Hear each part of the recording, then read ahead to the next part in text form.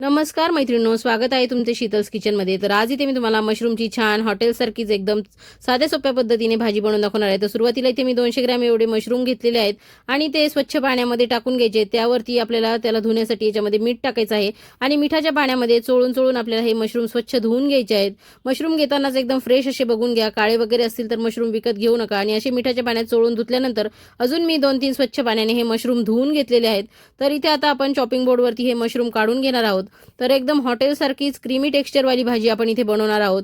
तर आता धोंड्याचा महिना चालू आहे, एकमेकांकडे जेवायला जाणं होतंच. तर तुम्ही सुद्धा तुमच्याकडे पाहुणे जर आले तर अशा पद्धतीने मशरूमची भाजी बनवून त्यांना खाऊ घाला. तर प्रोटीनने युक्त अशी ही भाजी आहे.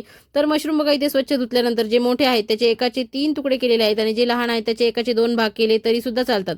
तर इथे मी सर्व एक एक करून सर्व मशरूम कट करून घेणार आहे आणि कट केलेले मशरूम नंतर इथे मी भांड्यामध्ये काढून घेणार आहे. तर एकदम साधी सोपी भाजी आहे, कमी साहित्यामध्ये होते आणि झटपट अशी होते आणि खायला तर एक नंबर अशी लागते. तर तुमच्याकडे जर कोणी जेवायला आले असेल तर नक्कीच तुम्हाला सुद्धा ते रेसिपी मागतील, इतकी सुंदर ही भाजी लागते.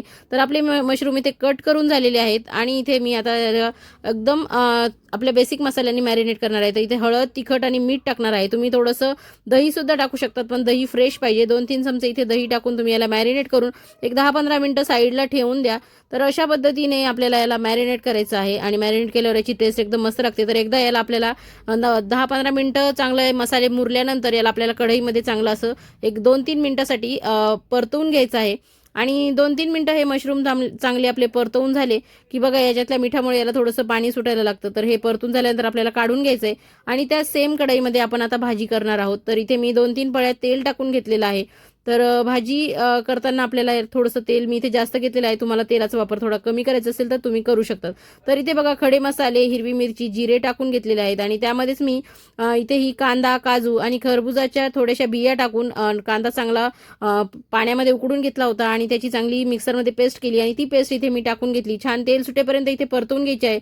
नंतर 2 टोमॅटो, 1 शिमला मिरची अशी पेस्ट करून ती सुद्धा इथे मी टाकून घेतली आहे. नंतर इथे मी सुरुवातीलाच लसण अद्रक टाकायचा विसरले होते म्हणून तो इथे टाकून घेतलेला आहे. आता त्याचा कच्चेपणा जाईपर्यंत आपल्याला इथे परतवून घ्यायचा आहे.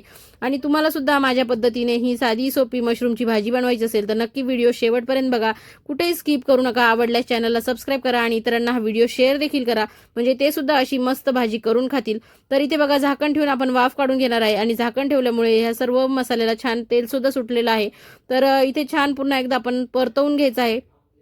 आणि हे सर्व परतवून झाल्यानंतर इथे मी 2 मीडियम आकाराचे कांदे पुन्हा एकदा चॉपिंगमध्ये कट करून घेतलेले आहे चॉपरमध्ये. तर अशा पद्धतीने हे व्यवस्थित आपल्याला याचाही कच्चेपणा जाईपर्यंत 2 मिनिटं ह्या मसाल्यामध्ये चांगलं परतवून घ्यायचं आहे.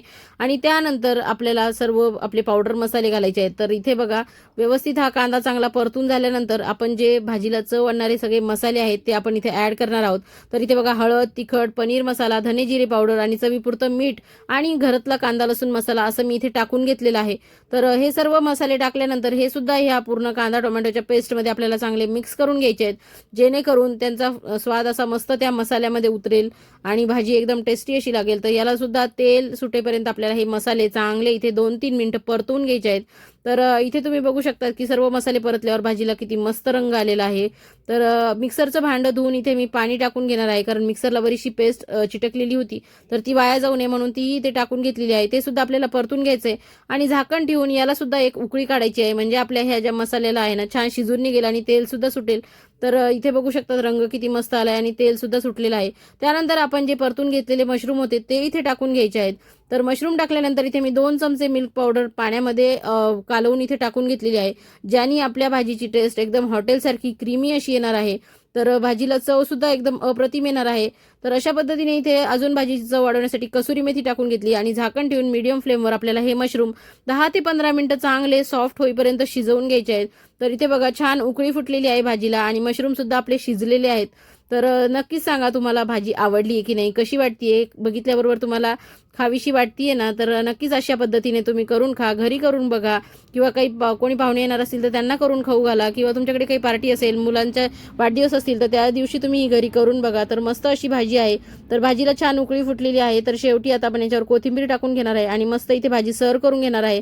तुम्ही या भाजीसोबत पोळी, भाकरी, नान, चपाती काहीही खाऊ शकता. तर नक्की ट्राय करून बघा.